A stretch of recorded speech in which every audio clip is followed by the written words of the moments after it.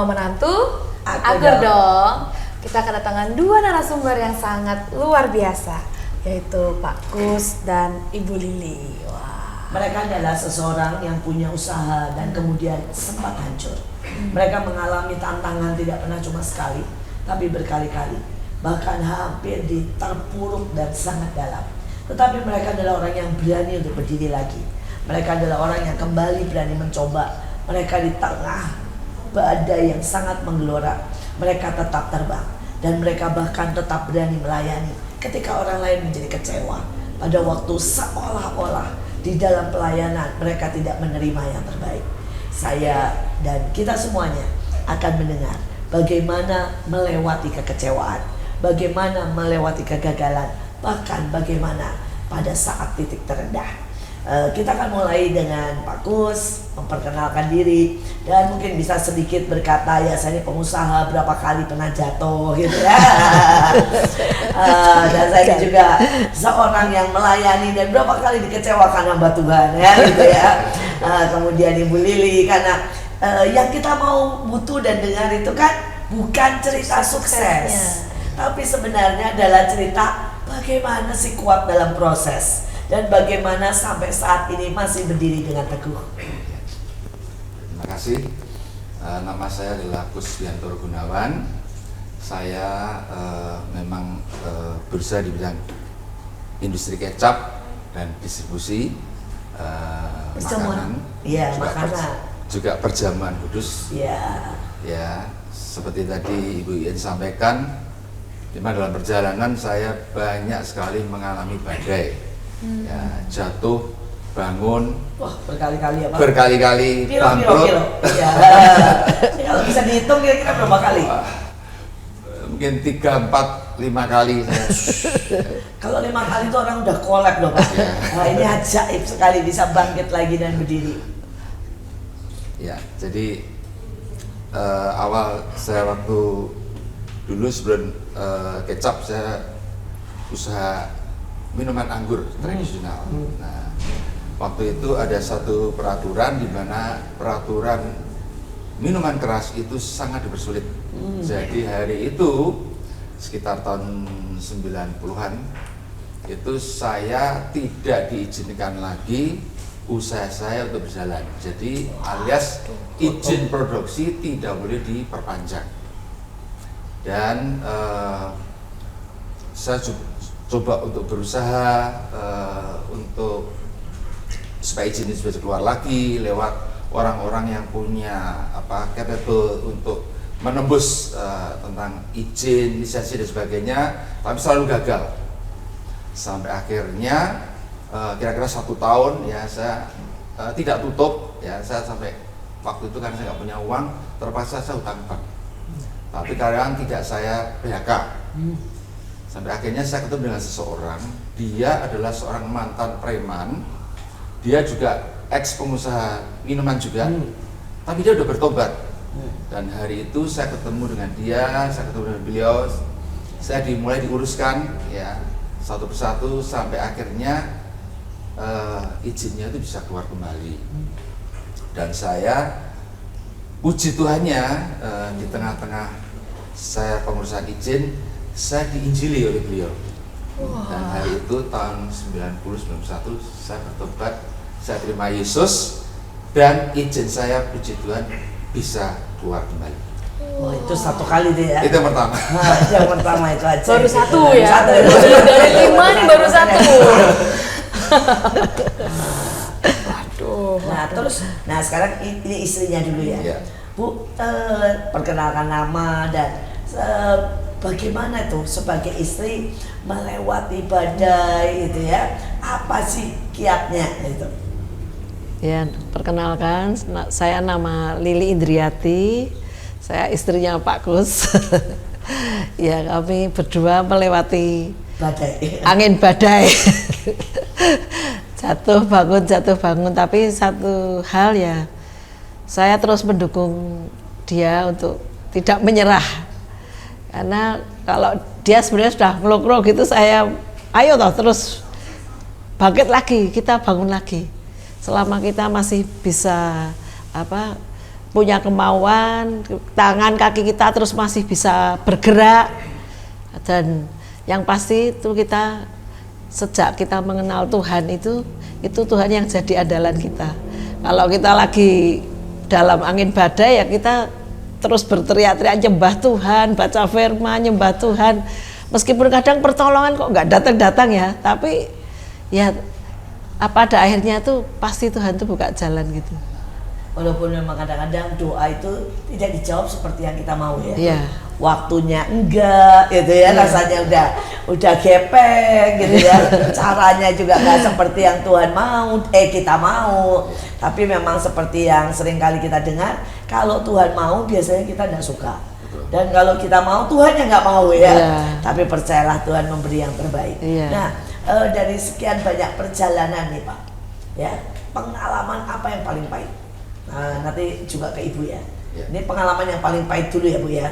Nanti baru suksesnya. Nanti baru suksesnya, nanti baru juga bagaimana mengampuni, bagaimana paling mengecewakan.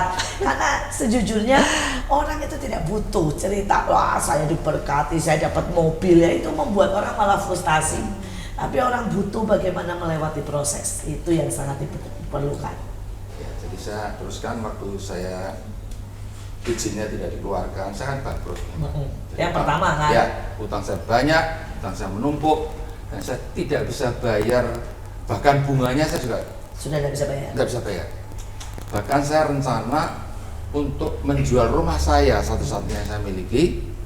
Waktu itu saya sudah setawarkan kepada seseorang, sudah cocok, udah ACC, udah deal. Cuman dia nunggu dana, ya, kiriman dari luar negeri. Jadi dia mesti nunggu, tapi kita udah deal. Dan malam hari itu kira-kira sekitar jam 2 malam, jam 2 pagi, maaf, saya stres banget ya, saya stres banget karena saya berpikir rumah saya jual pun saya nggak bisa bayar utang saya. Jadi dan hari itu saya belum pernah dilayani tentang Tuhan Yesus. Saya juga nggak pernah baca firman. Tapi hari itu saya jadi Kristen KTP cerita ya. Kristen KTP. Pagi hari itu jam 2 pagi, saya sambil menangis, saya berteriak kepada Tuhan Yesus, Tuhan Yesus, kalau Engkau betul-betul ada, tolong tunjukkan firman di dalam ayat di dalam firman Tuhan ini. Saya mesti baca yang mana, saya nggak tahu. Saya seperti dapat dorongan, saya suruh membaca, suruh buka gitu ya, dibuka. Tiba-tiba Yohanes 8 ayat 12. Aku adalah terang dunia, barang siapa mengikut aku, dia tidak mengalami kegelapan dalam hidupnya lagi. Saya seperti nangkep, wah ini firman ini buat saya nih berarti Tuhan ini lagi ngomong buat saya. Dan saya merasa ada seseorang di samping saya, tapi saya nggak berani lihat. Tapi saya percaya itu bukan setan, ya, karena kalau setan kan bulu kuduk. Masih percaya juga ya setan bulu kuduknya berdiri ya. Waduh ada. Tenang-tenang aja gitu. Jadi saya Tuhan percaya membawa damai soalnya. Ya, saya percaya ini pribadi yang ajaib lah, Tuhan sendiri. Dan waktu itu langsung saya connect karena saya masih bodoh, saya nggak ngerti firman. Kalau berarti saya gelap, dia terang, jalan saya nggak gelap, berarti utang saya dibayar. Gitu saya cuma mikir gitu Bu, berarti utang saya dibayar. Saya langsung teriak, saya bilang, puji Tuhan, utang saya pasti dibayar. Saya langsung bangunkan istri saya bilang, Li, kamu bangun, utang kita ada yang bayar. Ya, dia kaget, siapa? Tuhan Yesus. Dia bilang, nggak mungkin. Saya waktu itu pokoknya saya berusaha yakinkan pada istri, pokoknya utang kita dibayar, kamu tenang aja. Dan betul, tiba-tiba kalau itu perhitungan secara omset, utang saya itu 2 tahun nggak bisa baru lunas. Itu pun kalau omset nggak turun loh Bu ya. Jadi omset stabil terus, saya tidak invest apapun, 2 tahun baru lunas. Tapi hari itu tiba-tiba ada seseorang telepon saya, loh kamu tuh sebenarnya anggotanya masih produksi nggak sih? Sebenarnya masih, cuman aku kan belum ada izin. Udah kamu buatin buat saya, tapi saya nggak punya uang, tak transfer, kamu pokoknya buatin saya, kirim saya 1 truk. Tapi saya dengan sisa yang ada saya kembali, saya mulai produksi lagi, karyawan saya suruh mulai produksi lagi, akhirnya kita kirim 1 truk. kita mulai dapat uang. Tiba-tiba temennya ada yang, loh katanya kamu tuh ngirim anggur ya? Saya dikirim dong. Tapi saya nggak punya modal. Saya kirim, saya transfer duit. Akhirnya dia akan pegang uang buku tabungan. Loh, saya lihat kok utangnya kok tinggal separuh nih. Jadi yang bayar siapa ini? Nggak tahu. Karena orang itu pada kirim uang.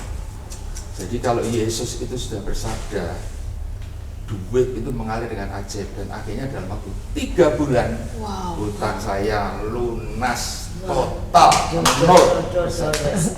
Itu mujizat ajaib sekali. Mujizatnya itu Ya. benar-benar dahsyat. Hanya ketemu sama Tuhan semalam.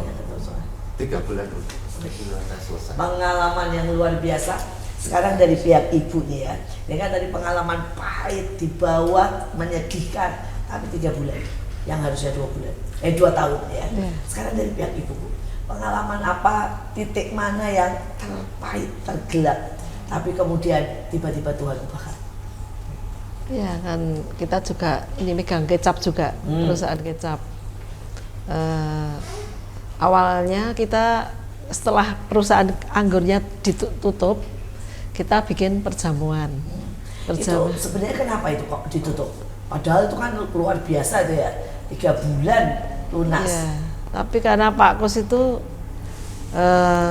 urusannya kan banyak lah, yang membuat biaya-biaya jadi besar sekali dan tidak mendatangkan damai sejahtera. Terus kita bikin itu anggur perjamuan itu, kita mulai pelan, karena basic kita kan di anggur, jadi kita bikinnya dengan sistem fermentasi anggurnya.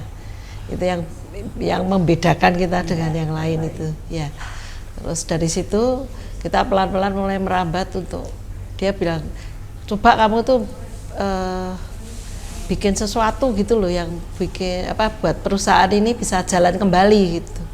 Nah itu perjuangan kita di situ, berdoa, nunggu harus bikin apa, itu kan kita butuh waktu berpikir terus, kita Tuhan tolong ya belajar.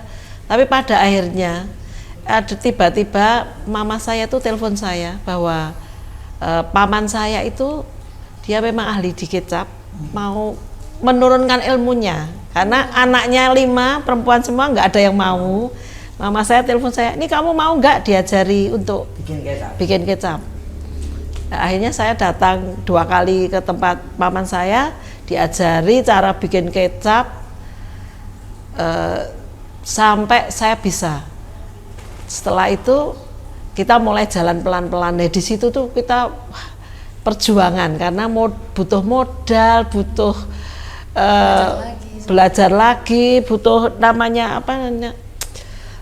Bagaimana untuk bisa strategi untuk kita bisa menjual, karena kalau kecap itu kan setiap orang bisa buat itu kan nggak gampang buat kita gitu, apalagi yang nasional kan sudah banyak sekali. Itulah perjuangan kita di situ tuh sangat berat sekali, tapi puji Tuhan saya mulai dari dapur saya 1 panci, 2 panci, 3 panci. Akhirnya kita mulai lembur dan dia mulai buatkan saya kapasitas 400. Setelah 400, terus kita terus jalan terus, meskipun perjuangan itu jatuh bangun. Tapi puji Tuhan, akhirnya kita sampai hari ini bisa buat yang 2 ton setiap. Ya. Untuk apa itu? Untuk sekali masak. 2 ton sekarang. Waduh. Sekali lagi banyak orang cuma melihat pada puncak keberhasilan, tetapi tidak ada yang mau menjalani dan tidak ada yang mau pada waktu mereka harus meniti dari jurang yang paling dalam. Ada begitu banyak orang yang berkata, oh mereka diberkati, tetapi mereka tidak tahu malam-malam air mata, malam-malam kerja lembur, malam-malam penuh dengan keraguan-raguan, dan pada saat mereka tidak bisa membayar hutang. Banyak orang selalu melihat sisi yang ingin mereka lihat, tetapi tidak pernah mau memberikan diri mereka untuk melewati lembah-lembah kekelaman. Tuhan berjanji lembah-lembah kekelaman akan berubah menjadi lembah-lembah pujian. Amin. Tetapi mari ikuti teladan daripada mereka. Jangan mau loncat, Tidak ada yang loncat ya, langsung masuk lembah pujian. Kan tidak ada. Ya, harus lewati dulu lembah kekelaman, baru akan masuk ke lembah pujian. Sudah dikatakan memang seperti itu perjalanan. Ya, tidak ada usaha, maka tidak ada hasil juga. Tetapi kita sekali lagi diingatkan hari ini, lewati lembah kekelamanmu bersama Tuhan. Maka kita akan masuk lewat lembah-lembah pujian. Nah sekarang Pak, Bapak dan Ibu ini kan masuk pelayanan ya. Dan tadi suka duka di dalam pekerjaan, walaupun nanti kita masih banyak lagi mendengar. Tetapi sekarang saya tahu ada begitu banyak orang berpikir pelayanan itu manis, enak ya. Orangnya semuanya sudah bertobat, mereka lupa Yesus datang bukan untuk orang yang sehat, tapi orang yang sakit. Jadi di gereja itu lebih banyak yang sakit daripada yang sehat. Apalagi kalau pelayanannya pakai nama Bahtera ya. Loh, Bahtera itu kan manusianya cuma 8 ya, sisanya binatang ya. Jadi kalau ketemu dengan banyak binatang ya harusnya nggak usah kaget ya. Dan binatang ada yang gigit, ada yang maaf kata buang di situ. Ya harusnya nggak usah kaget, tapi itu kenyataannya. Manusia berpikir kalau masuk Bahtera itu masuk ya hotel bintang 5. Sedangkan namanya aja sudah Bahtera. 8 manusianya, yang lain ribuan binatang. Nah ini persoalan. Nah saya tahu Bapak adalah orang yang sudah melewati itu, melewati perjalanan Bahtera ketemu binatang dalam tanda kutip, tapi juga melewati ya yang katanya gereja isinya orang sakit. Loh, itu yang benar loh seharusnya ya. Cuma seringkali image kita ini sudah salah. Nah sekarang bagaimana Pak menghadapi kekecewaan di dalam pelayanan, sakit hati di dalam pelayanan, boleh cerita? Ya. Jadi memang ada harga yang harus dibayar untuk mengikut Tuhan, itu tidak mudah. Jadi waktu itu kita sedang tentang doa dan sebagainya. Waktu itu di gereja saya menyampaikan apa yang saya dapat dari kota-kota yang selama ini saya terima pengajaran.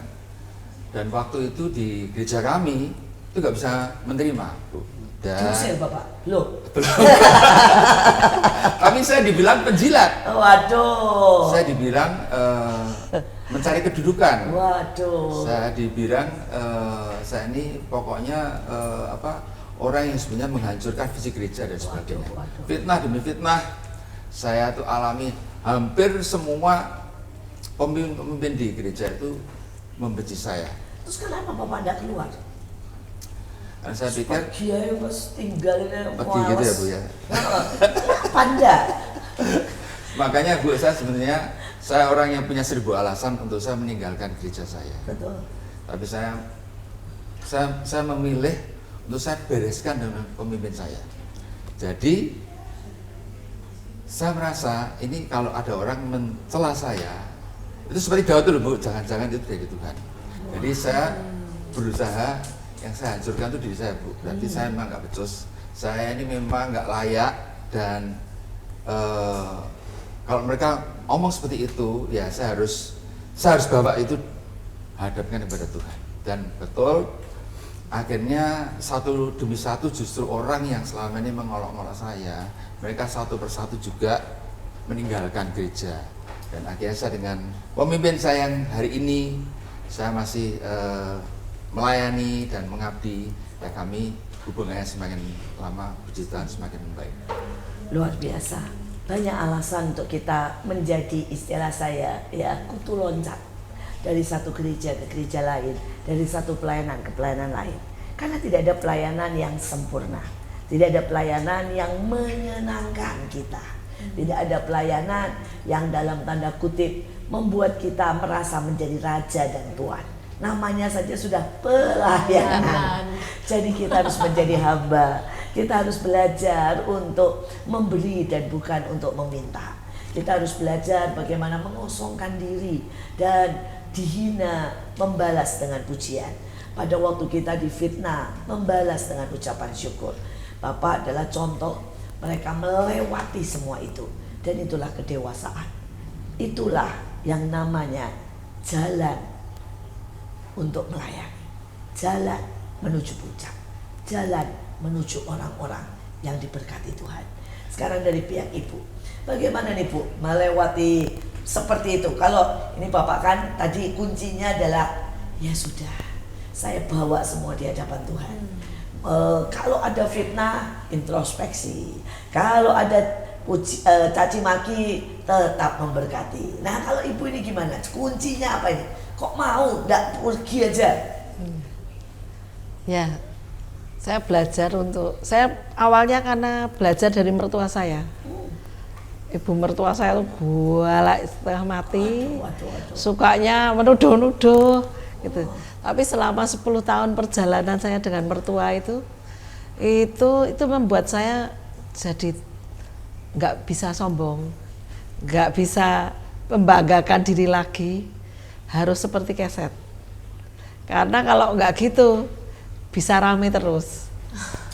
Saya minta pembelaan Pak Kus juga nggak mungkin karena itu mamahnya. Ya, tapi saya dari mertua saya itu dia yang keras dan sering mengintimidasi saya. Dari situ saya belajar. Kadang saya sudah mengampuni mertua saya gitu. Tapi tiba-tiba ngomongin lagi, saya mau marah gitu, dia bilang, udah ngalah aja, nggak apa-apa. Tapi saya dari 10 tahun pelajaran dengan mertua saya itu membuat saya ketika saya di dalam gereja itu saya jadi belajar, oh iya saya sudah dapat pelajaran ini, jadi ya gampang mengampuni, ya tak ampuni aja nggak apa-apa, ngalah aja. Tapi ya satu belajar, Tuhan bilang waktu itu belajarlah setia di negeri itu. Waktu saya kepingin keluar sama dia, ada perasaan juga seperti itu.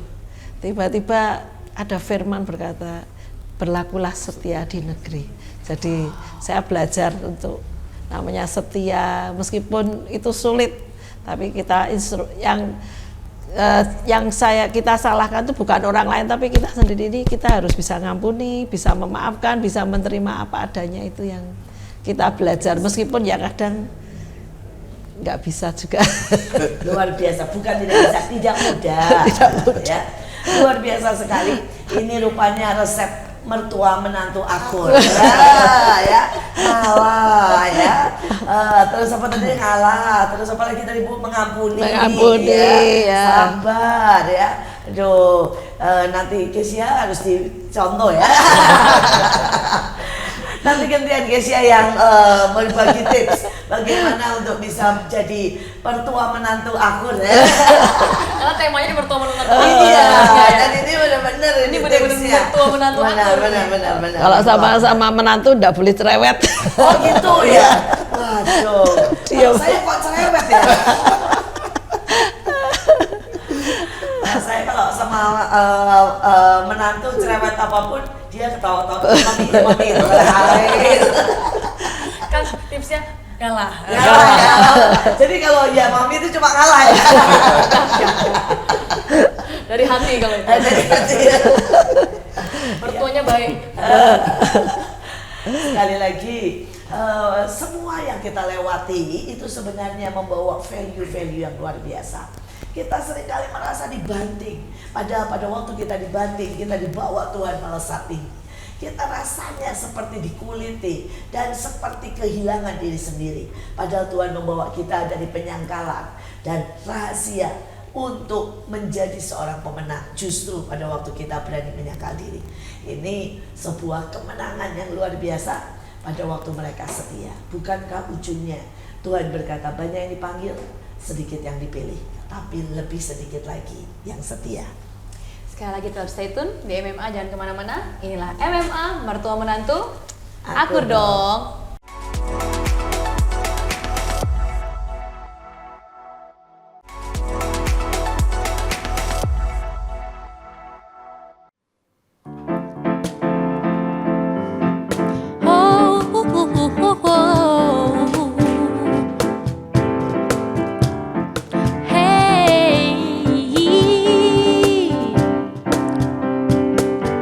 Mentari terbenam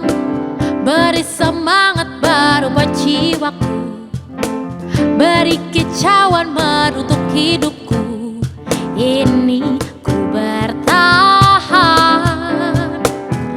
Mentari terbenam, beri semangat baru buat jiwaku, beri kicauan menutup hidupku, ini ku bertahan. Aku pasti bisa menikmati semua dan menghadapinya. Aku yakin pasti bisa. Aku pasti bisa menikmati semua dan menghadapinya. Aku yakin pasti bisa. Mentari terbenam, beri semangat baru buat jiwaku, beri kicauan baru untuk hidupku, ini ku bertahan. Aku pasti bisa menikmati semua dan menghadapinya. Aku yakin pasti bisa. Aku pasti bisa menikmati semua dan menghadapinya. Aku yakin pasti bisa. Dan ku jalani hidupku dengan senyuman.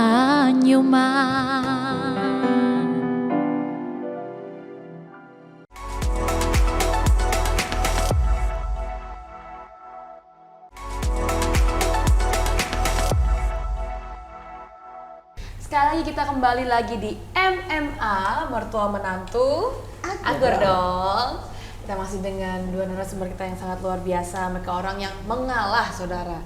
Kata kuncinya tuh mengalah ternyata. Dan percaya sama Tuhan. Berdoa berkali-kali belum tentu dijawab. Jawabannya mungkin belum sesuai dengan apa yang kita mau. Tapi mereka sungguh-sungguh membuktikan bahwa iman mereka membawa mereka sampai akhir dan sangat luar biasa. Wah. Setelah perjalanan sekian lama, kemudian kan menghadapi badai lagi. Ternyata badai tidak cuma sekali. Tadi baru satu ya? Tadi baru satu, ya. Ada 5 tadi. Badainya ada 5. Nah,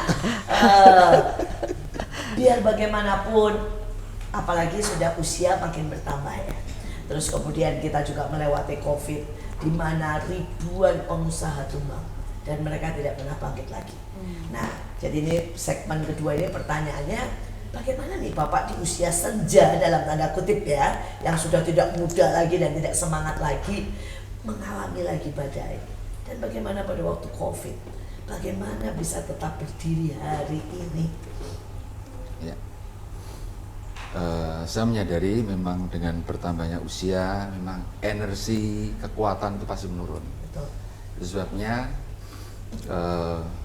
yang terus kita pelihara adalah hubungan kita dengan Tuhan, yang itu terus nggak boleh merosot ya. Dan itu membuat kami di dalam usaha, ketika kami mengalami terus terang kekurangan modal, kami mengalami kebangkrutan lagi, kami mengalami diterpa badai,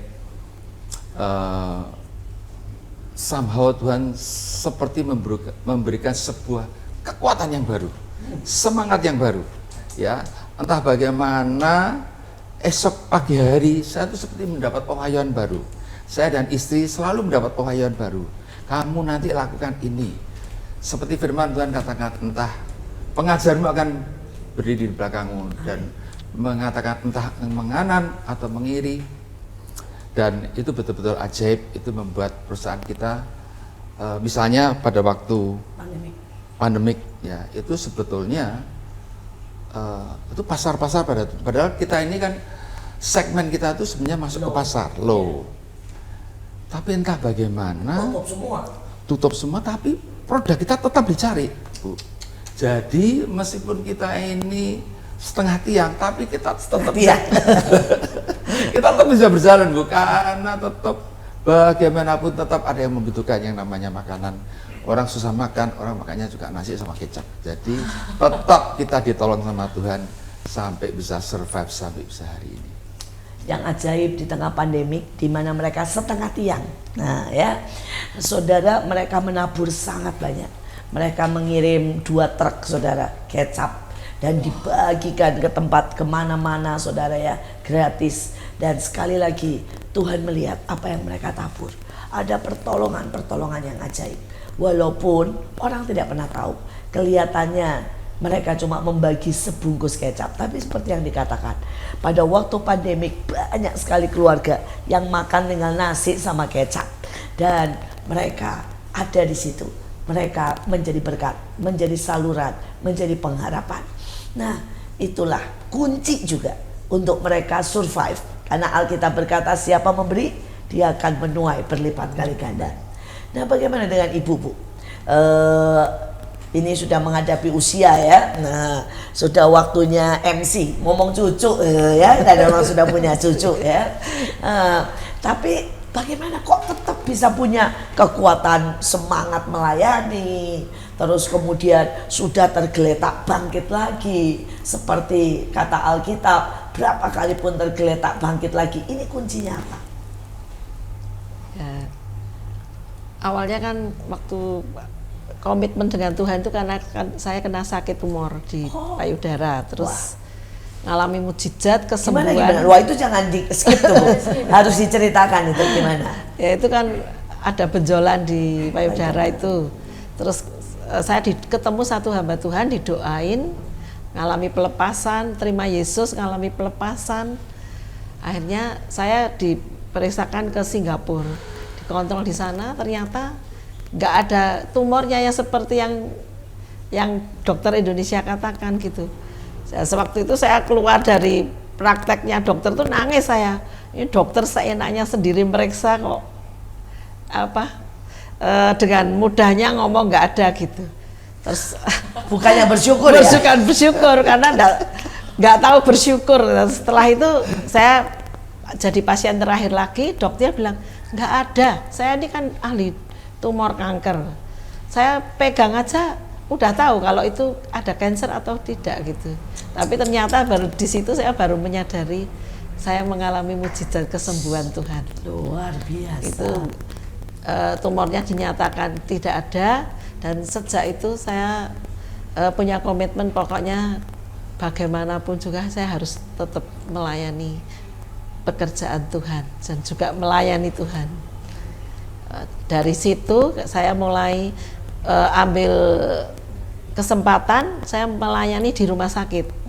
Kebetulan rumah sakit menawarkan kepada saya untuk saya boleh ngambil untuk yang Kristiani. Jadi di rumah sakit besar itu saya melayani yang Kristiani setiap minggu. Sampai sekarang? Sekarang ya sudah, karena COVID kemarin diberhentikan. Jadi belum mulai lagi nih sekarang. Luar biasa, luar biasa. Terus menyala-nyala, jangan pernah menyerah. Di usia yang mungkin semakin bertambah, komitmen kita harus bertambah, iman kita harus bertambah, kekuatan kita harus bertambah, gelora kita harus bertambah, karena kasih setia Tuhan juga bertambah setiap hari. Ada enggak ya pengalaman yang paling menakutkan tapi sekaligus menunjukkan wah mukjizat Tuhan itu ajaib, yang mungkin Bapak bisa saksikan, Ibu bisa saksikan? Ya, saya waktu itu ada kebutuhan kantor yang cukup banyak karena tagihan-tagihan besar. Saya tidak sengaja waktu di Bahtera di Semarang, itu Ibu Iin bilang gini, angkat gandum emas ini, dan kalau Anda kalau saudara percaya, engkau akan mengalami terobosan. Saya terima itu dengan iman. Saya di rumah saya beli gandum emas itu. Setiap pagi saya angkat dalam nama Yesus. Aku percaya, aku terima terobosan keuangan. Tanah saya akan laku. Karena saya tuh kebetulan beli, saya kan juga usaha properti juga tanah. Tapi saya tuh nggak tahu hari itu bisa beli tanah di nggak jalan, bukan jalan mobil tapi jalan motor gitu. Saya ini kok goblok banget gitu. Saya bilang sama kita ini kok bisa goblok banget ya, kok bisa lihat tanah kok langsung beli, Tidak cek dengan Iya. dicek dengan baik. karena harganya murah itu aja Iya. gitu. Tapi saya terus angkat itu gandum emas itu. Tiba-tiba ada orang dari pengusaha dari Makassar datang melalui Pak RT, saya ditelepon untuk ketemu gitu. Jadi kita cuma transaksi 2 jam itu, selesai langsung saya digeret untuk ke notaris tanda tangan dan saya dapat uang 600 juta waktu itu. Waduh, padahal belinya Berarti dia cuma 125 juta. wah, luar biasa, Karena luar biasa. di tanah Jigang gitu. Wah, wah, wah, wah, wah, wah. Nah, itu sebuah keajaiban di mana ketika kita mengangkat iman kita, meskipun itu hanya ibu tanda. Tapi ketika iman kita sepakat dengan surga, ternyata Tuhan menjawab doa saya waktu itu. Jadi itu mukjizat terjadi sehingga kita bisa langsung bayar semua yang menjadi kebutuhan perusahaan. Seringkali iman itu harus diekspresikan. Dan mengangkat sebuah benda sebagai tanda seperti tadi gandum emas, sebenarnya bukan gandumnya yang sakti, tetapi adalah ekspresi iman. Dan banyak orang tidak mau mengekspresikan imannya, tetapi mereka justru mengekspresikan ketakutan. Mereka tertekan, muka cembetut, dan itu adalah ekspresi ketakutan. Sedangkan kalau kita mengekspresikan ketakutan, kita memanggil bala kuasa kegelapan. Tetapi pada waktu kita mengekspresikan iman, kita memanggil dan mengarahkan malaikat untuk bergerak. Mari panggil yang positif dengan mengekspresikan yang positif. Luar biasa. Dari Bapak ada lagi kesaksian yang lain? Tadi kan masih berdua ya. Iya nih, masih ada keajaiban-keajaiban banyak ini. Ya, jadi dulu saya tuh pernah bilang sama Tuhan, Tuhan, saya ini orang Kristen, saya anak Tuhan, masa saya jualan minuman keras? Itu loh yang membuat saya itu akhirnya dilema, dilepas bertentangan gitu. Karena waktu itu teman-teman gereja saya bilang, kamu itu anak Tuhan kok jualan minuman keras? Itu menyesatkan dan sebagainya. Akhirnya saya tuh berdoa, Tuhan, tolong saya beri pekerjaan yang baru. Saya teriak di dalam kantor saya.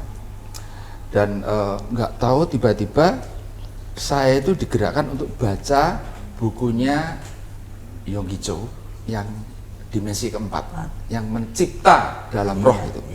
Jadi kalau kamu ingin apa-apa harus ciptakan. Dan waktu itu saya berdoa, saya melihat ada sebidang tanah besar, ada bangunan luas, ada gudang. Kemudian saya dengar ada ada truk tronton yang bawa, saya nggak tahu yang dibawa apa, tapi barang berpacking-packing banyak sekali diangkut sampai bunyinya itu, saya dengar bunyinya truknya, bunyinya alarmnya juga bunyi, ada satpamnya memberi aba-aba, dan saya dengar ada suara mesin healing, bukan Bu, mesin botol pengisi. Jadi saya lihat ada botol, ada cairan, tapi saya nggak tahu itu apa isinya. Nah, ternyata itu memang kecap.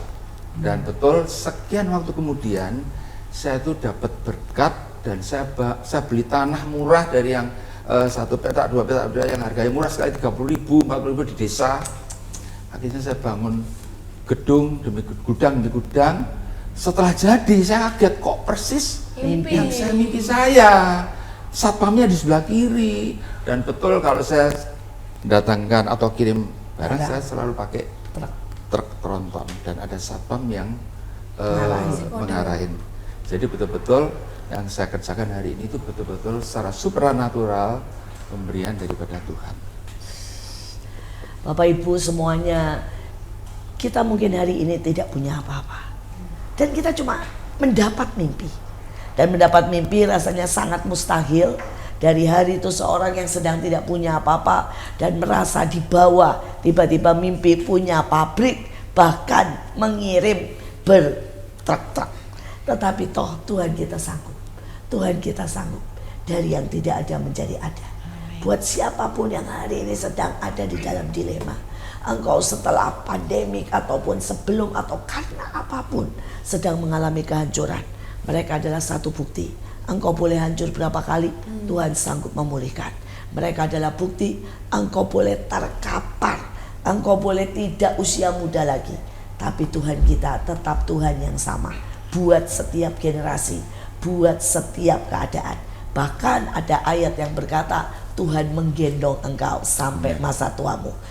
Kita dulu menggendong, sekarang menggendong cucu, tetapi kita tetap digendong Tuhan. Nah, itu yang luar biasa. Kita tetap digendong Tuhan. Nah, kita permisah semua mau minta nih pesan-pesan khotbah ya, atau sesuatu yang disampaikan, bisa lihat kamera dari Bapak dan Ibu. Ya, mungkin dari Bapak untuk pengusaha. Ya, ini banyak sekali pengusaha yang sedang mengalami titik jenuh, titik letih, titik dasar daripada keadaannya dengan utang yang sangat banyak dan merasa tidak ada jalan lagi. Dari buat ibu, ada banyak ibu rumah tangga yang hari ini ayahnya, bapaknya, suaminya kena PHK, tidak ada uang dan mereka tidak ada penghasilan. Tolong sampaikan sesuatu buat semua yang di rumah. Ya. Saya bersyukur kalau sampai hari ini, meskipun saya jatuh bangun, diterpa badai berkali-kali, ya mengalami bangkrut, saya dicabut izinnya dicabut juga ini sebagai distributor, sampai saya menangis karena itu juga termasuk salah satu penghasilan kita yang cukup besar. Tapi kita terus, kuncinya kita hadapkan semua kepada Tuhan, never give up. Dan ajaibnya satu kali, prinsipalnya itu yang sudah mencabut distributor kami, tiba-tiba dia datang ke rumah, dia minta maaf kepada kami, dia menyerahkan kembali, Pak tolong dipegang lagi. Sampai hari ini kami masih jalankan, pegang usaha itu. Kuncinya selalu kalau ada masalah, hadapkan kepada Tuhan. Besok pagi-pagi ketika kita datang kepada Tuhan, yang seperti tadi saya sampaikan beberapa waktu yang lalu, Tuhan selalu memberi jalan keluar. Sesumpek apapun, sementok apapun, sedeadlock apapun, seberat apapun vonis yang sudah diberikan dari bank, dari BPR, memberi surat peringatan kepada saya, engkau terlambat, kamu akan saya beri surat peringatan. Tapi langsung beberapa menit kemudian Tuhan bilang, gak usah takut, tidak akan ada surat peringatan, tak batalkan semua. Dan betul, tiba-tiba kami dapat uang untuk bisa bayar bunganya, tapi surat peringatan dari BPR sudah kadung dikirim. Ya, kemudian istri saya bilang, loh, saya udah bayar kok kamu tetap ngasih surat peringatan. Dan petugasnya BPR dengan santai dia bilang, kata, sudah hangus Bu, sudah hangus, tidak berlaku lagi. Jadi Tuhan tetap lebih dahsyat daripada surat ancaman apapun. Amin, amin, amin, amin. Sekarang buat ibu-ibu semuanya, istri-istri nih yang sedang menghadapi, banyak sekali kebutuhan. Ya, buat ibu-ibu, para istri, kita ini menjadi sebagai penopang buat suami dan buat keluarga. Jadi kita jangan pernah kita izinkan untuk kita tuh mengasihi diri sendiri, membiarkan kita menangis. Buat saya itu saya anti sekali ya untuk menangis itu. Saya bukan berarti saya tidak punya air mata, tapi nanti buat Tuhan ya. Iya, tapi buat jangan melo-melo nggak jelas gitu ya. Tapi ketika suami sedang menghadapi masalah, ya saya mesti ambil waktu sama dia pagi hari. Kita worship, doa, baca firman, kita perkatakan firman, itu yang membuat kita sampai hari ini bisa bertahan. Dan kuncinya cuma satu, kita harus dukung suami kita untuk sama-sama kita di dalam Tuhan, kita berseru jerit dengan Tuhan untuk kita sama-sama minta pertolongan Tuhan sehingga surga sampai surga itu terbuka. Wah, luar biasa. Saya pokoknya kalau ada masalah dengan dia ya sudah gandengan tangan aja. Walaupun berantem. Enggak, sudah sekarang karena mungkin sudah usia sudah tua, jadi sudah mulai tidak benar. Kalau dulu bagaimana ini? Pompong sedikit masih ada waktu ya. Bagaimana ini? Ini kan kalau lihat sifatnya ada beda ya. Iya. Nah, ini bagaimana menghadapi berantem ini kalau dulu? Kalau dulu, ini saya cerita ya Bu Iya, ya. iya. Kalau dulu, kalau saya layani dia, Heeh. itu bisa 2 hari 2 malam nggak selesai Bu. Waduh. Saya nggak kuat Bu. Nah, tapi tiba-tiba Tuhan terus beri ide, saya suruh mengingat bagaimana waktu saya pacaran sama dia. Jadi saya hujan-hujan pun saya rela nunggu di depan. Wih, romantisnya. Sampai dia bukakan pintu, saya senang sekali padahal saya sudah setengah jam lebih kan. Waduh. Jadi kalau saya berantem Bu, Tuhan saya bilang kamu tuh ingat dulu pacaran kayak apa. Gitu aja kamu mau nunggu pacaran nggak mau. Jadi kalau kita berantem Bu, yang nomor 1 saya selalu ajak dia berdoa dan kita nggak pemberesan gini. Aku minta maaf ya enggak. Saya langsung datang kepada Tuhan. Saya minta ampun. Kami minta ampun di hadapan Tuhan. Tuhan, ampuni saya udah kasar sama dia, saya udah cuek. Tuhan ampuni, saya udah melukai dia. Minta maafnya sebenarnya kedengeran juga ya. Saya udah minta ampun, beres kan? Saya diam. Giliran dia. Tuhan ampuni saya Tuhan. Akhirnya kita damai sendiri. Udah saya peluk dia. Selesai kita. Waduh, bagus nih, bagus. Aduh. Nanti boleh. Soalnya ya banyak orang berpikir bahwa kalau makin tua otomatis mereda. Belum tentu loh. Saya itu masih lihat opa oma saya usia 70 masih berantem. Ya, jadi karena itu ini tips dan kita harus bersyukur kalau kita menjelang tua ya belum tua ya. Menjelang tua sudah tidak berantem. Nah, kalau dari Ibu gimana nih? Ya kalau saya sekarang karena sudah mulai menjelang tua, jadi udah daripada kalau berantem kan kesel ya Bu, capek, buang waktu, buang energi, pusing-pusing masih ngurusi pabrik, ngurusi usaha, masih banyak masalah. Iya, terus ya udah ngalah aja. Udah pertama ya ngalah. Kadang ya saya juga, kamu tuh jangan gini, tapi ya lebih baik saya begini, ngalah ya nggak ada ruginya kok. Kan Ibu sering bilang yang waras ngalah gitu. Ya saya.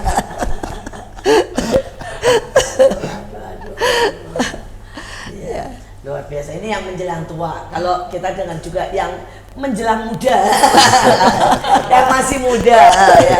Gimana itu supaya tidak berantem itu? Berantem sih pasti, menurutku pasti ada ya, nggak mungkin nggak ada. Cuma kalau kita biasanya gini, jadi kalau berantem udah jangan ketemu dulu.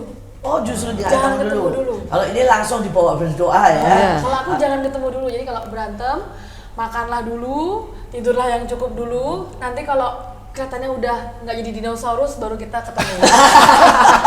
Keluarga kita ini kalau jadi dinosaurus. Jadi kalau ini berempat lagi ya. Berempat. Ya, bapak, ibu, anak dua semuanya bisa jadi dinosaurus. Jadi kalau waduh kayaknya nih udah bahaya nih, kayaknya aku udah kesel nih, udah mau jadi dinosaurus. Aku mandi dulu. Jangan ketemu dulu lah, jangan ketemu dulu. Nanti kalau udah mereda, baru bisa ngobrol. Wah, ini tips juga ya. Coba lihat kalau di keluarga Anda ada dino-dino ya. Dinosaurus, kalau nggak jadi Jurassic Park nanti. Bahaya. Iya sekali kalau jadi Jurassic Park ya, betul. Iya, kalau kami juga sama. Kami juga berempat itu bisa jadi dino. Ya. Tapi kalau caranya kami me time. Jadi kami ini belajar punya me time masing-masing. Karena menurut saya me time itu sangat perlu. Kita ini semua kan orang sibuk ya. Pada waktu kita itu nggak cukup me time, itu seringkali kita kehilangan Tuhan, kehilangan juga diri kita sendiri, kehilangan persepsi atau melihat dengan benar. Jadi kalau kami di rumah itu yang berempat dulu ya waktu masih berumah di berempat. Sekarang sih sepi saya sendiri soalnya sekarang benar-benar sendiri. Jadi sekarang cari dino juga nggak ada.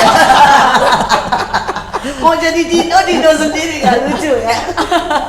Benar-benar nggak ada orang soalnya di rumah ya. Tapi kalau dulu salah satu yang kami pegang adalah kami harus punya me time. Jadi kalau suami saya pulang, dia biasanya ambil waktu setengah jam aja untuk benar-benar tidak sama siapapun ya. Demikian juga saya dan anak-anak. Jadi kami ini belajar untuk waras dulu sebelum saling berinteraksi. Gitu. Oke, kita ada di penghujung daripada semuanya. Terima kasih sekali buat semua kesaksian yang luar biasa. Buat saya pesan buat setiap orang di rumah, jangan menyerah dan percaya ada jalan.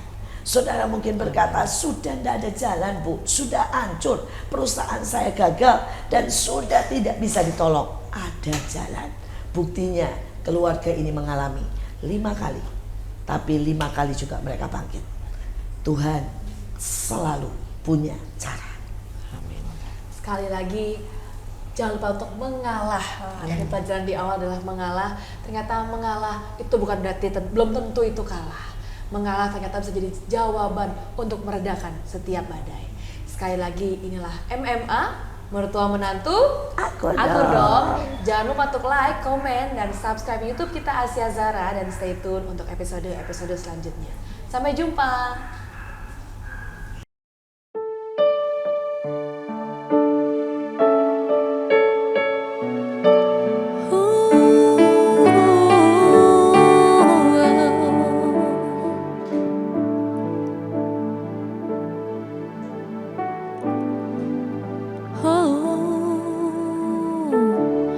Ku menyembah dalam kudus hadirat-Mu, hampiri tata kasih karunia-Mu Bapa.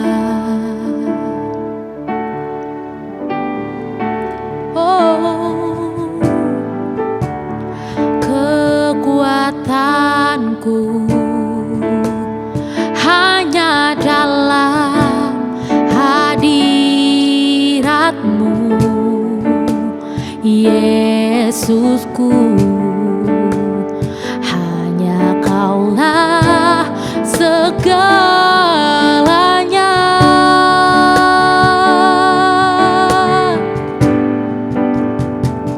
Ku yakin Kau hadir di sini.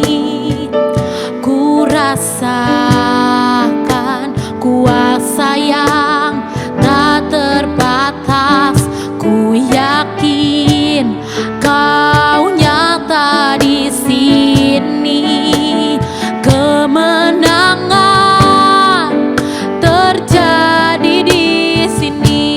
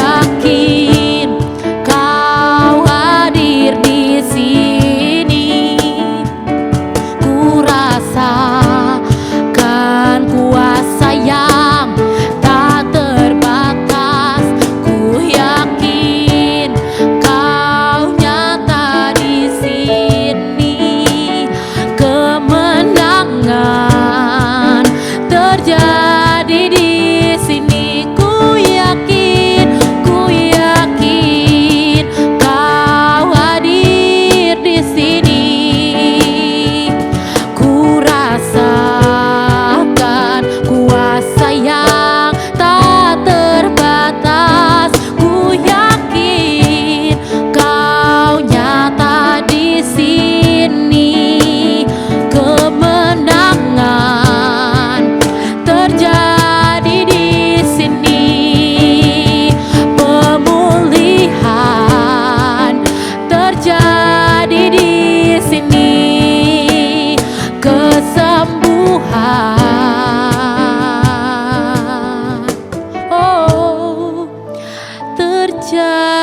di sini.